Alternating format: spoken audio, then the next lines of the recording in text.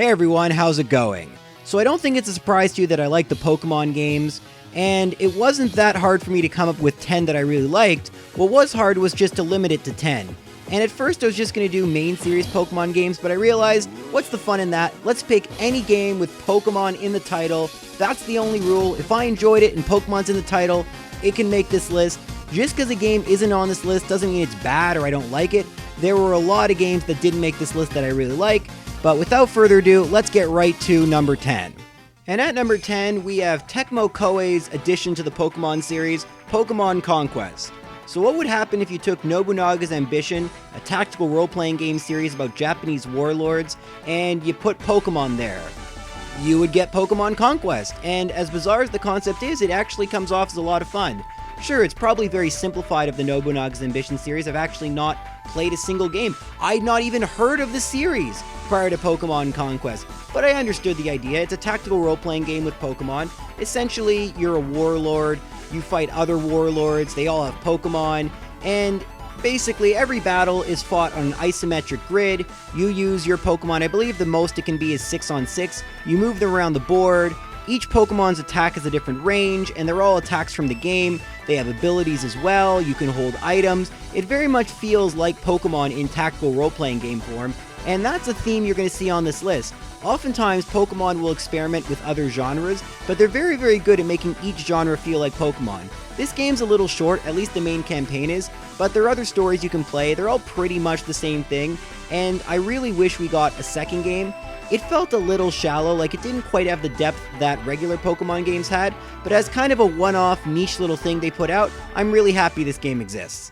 Moving on to number 9, we have Fire Red and Leaf Green.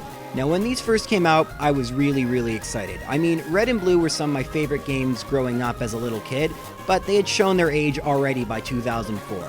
I mean, the AI was pretty terrible, there were glitches left and right, you couldn't hold like more than 15 items, meaning you had to constantly go back to the PC. None of the Pokemon you caught in those games could be transferred up, which really bugged me. So I was really excited to play Fire and Leaf Green, and for a while these were my favorite games in the entire series. The reason they're not higher on the list now is just a lot has changed since Gen 3. That's nothing against Fire Red and Leaf Green. They're perfectly good remakes of Red and Blue. I just feel like Red and Blue needs another remake, or more of a reimagining.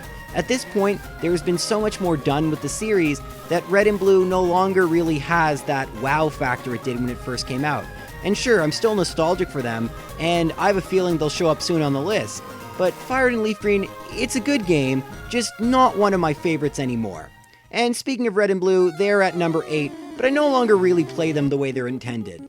At this point, I enjoy Red and Blue because there's so many crazy things you can do with them. There are glitches everywhere, so many different ways to play, and speedrunning has always been something that interests me, so trying to do that in Red and Blue has been something that I think is really cool. Again, the reason they're low on the list is that their age was already apparent, like I said, in 2004. Nowadays, trying to play through them casually just doesn't appeal to me in the slightest. And that's not everyone. I know a lot of people who play through Red and Blue happily, but I'm happy leaving them at number 8 and still keeping them in my top 10 because they're the games that started them all and I still have a ton of nostalgia for them. Moving on to number 7, we have Pokemon Emerald. Now, I've never really said this in any of my videos, but I was not a fan of Ruby and Sapphire when they first came out. In fact, they kind of turned me away from the Pokemon series as a whole. But Emerald really changed my mind.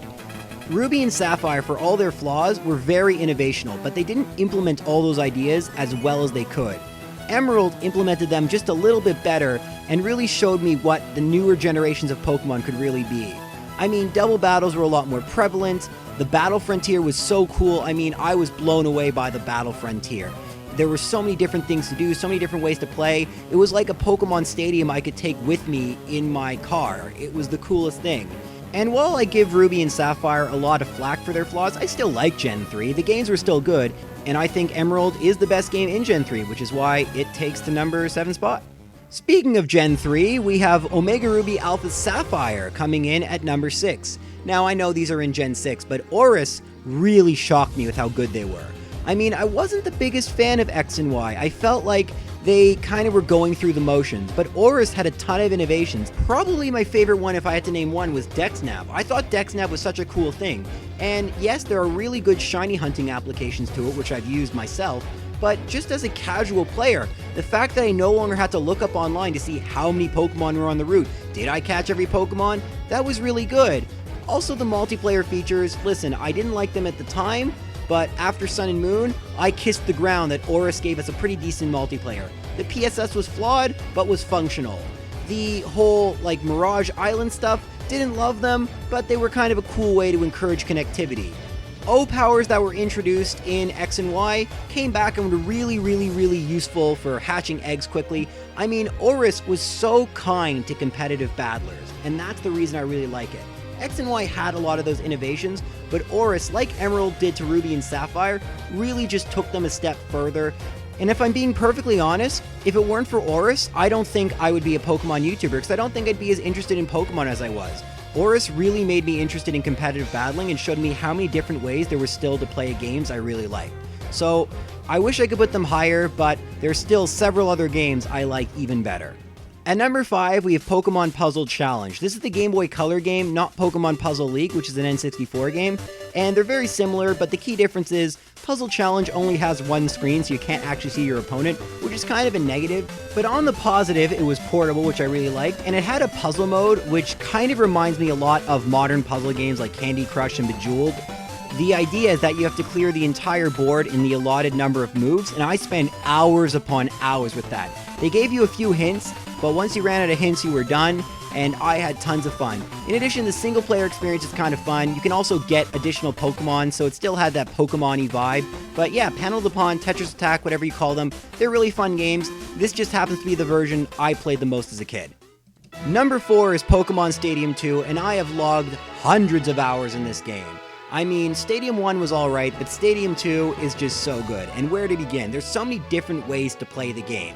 So, there were the mini games that I used to play with my siblings who didn't really like Pokemon, and they're mini games, but they're relatively fun, and there's this kind of challenge system, you have to get 9 coins, and there's a roulette system. It's hard to explain, but it's a lot of fun. There's Earl's Pokemon Academy, and prior to Bulbapedia, I spent so long poring over all the information that was there. There was also sort of an interactive game mode where they give you lectures and a test and then an exam, and then there'd be practice battles based on those things. And rather than feeling like school, which it was, it felt like a ton of fun because I loved Pokemon, but I didn't understand kind of the finer mechanics of them because I was 9, and Bulbapedia, if it existed, I didn't really know about it.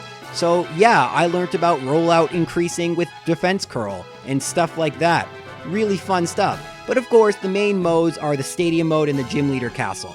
The Gym Leader Castle is probably my favorite. The idea is you take a team of rentals or from your cartridge.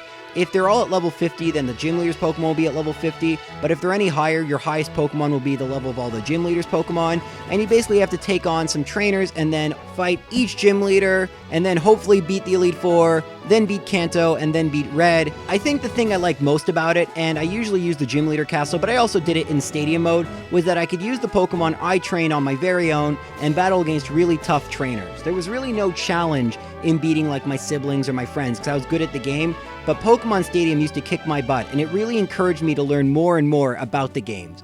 Yeah, I didn't talk much about Stadium mode, and it's pretty fun. There's different ways you can play, and Challenge Cup is a lot of fun, but I can go on and on how much I like Stadium, and I've already talked about it for it feels like 10 minutes. So let's move on to number 3. And at number 3, we have the Pokemon Trading Card Game. Now, as it is a trading card game video game, I'm not going to talk too much about it because it's a trading card game video game, but it's a well-made one. Essentially, you basically fight 8 sort of gym leaders, and then you have to fight the Elite Four. It feels like a Pokemon game, but using the trading cards, and the trading card game at that point really felt like Pokemon, but a trading card game version. Maybe in another video, I'll explain how the card game is played, but it's actually quite simple. It feels a lot like playing Pokemon, and yeah, there's a lot of luck to the card game, but the video game's very well programmed. Unfortunately, there was a sequel we never got, but if you haven't played this game yet, it isn't that expensive to pick up if you still have a Game Boy lying around somewhere, and it's really worth your while. Alright, so at number 2, we have Pokemon Gold and Silver, and I really want to put these games number 1, but they just missed the cut. Gold and Silver took everything I loved about Red and Blue and made them that much better. And yeah, the games are old, and yeah, I know Heart Gold and Soul Silver did them better, but I still love Gold and Silver. Maybe it's because I can still use them with Pokemon Stadium 2, maybe it's because I'm just so nostalgic for the games, but, you know, there's nothing negative I can really say about them. Sure, there's some glitches, and things have gotten a lot better in terms of mechanics, but it's kind of refreshing to go back to Gold and Silver. I can find myself playing them again and again and again. they're still relatively challenging, and yeah, I can't say enough nice things about them, but unfortunately there was one game I liked just a little bit better, and that is, at number 1, Pokemon Platinum. So I almost stopped playing Pokemon games until I played Platinum, and ever since then, I have really never put the series down again like that. Platinum was great. I did not like Diamond and Pearl. I've grown to like them, but I didn't like them at the time, and Platinum did everything Diamond and Pearl did, but better.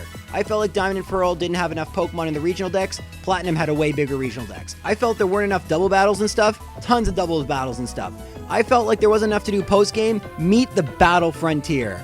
Emerald Battle Frontier? Sit down. This is Platinum Battle Frontier. Probably the most fun post-game thing in Pokemon history. I cannot say enough good things about the Battle Frontier, and unfortunately I'm doing a video on Platinum, so I'm not at the Frontier yet, but I will show it off another time, and it is just so much fun. It is a great, great way to play. I really wish they had the Battle Frontier in any of the recent Pokemon games, but they haven't had it since Gen 4 in that form, and that's really upsetting. But yeah, those are my favorite Pokemon games. I know I didn't talk too much about each one, but I really didn't want this list to be super long. And finally, I thought this would be pretty cool. Why don't you guys post your favorite Pokemon game in the comments, or like one of the comments where your game is posted, and so I'll kind of see, is it Platinum? What game is the most loved Pokemon game? They're all such good games. I mean, I know a lot of people love Pokemon Snap, which I never played, so I didn't talk about. There are a couple others I'm thinking of that I think I didn't even mention that people really like. So let me know. Thanks for watching this video, and there'll be some other really cool videos coming out shortly. Take care.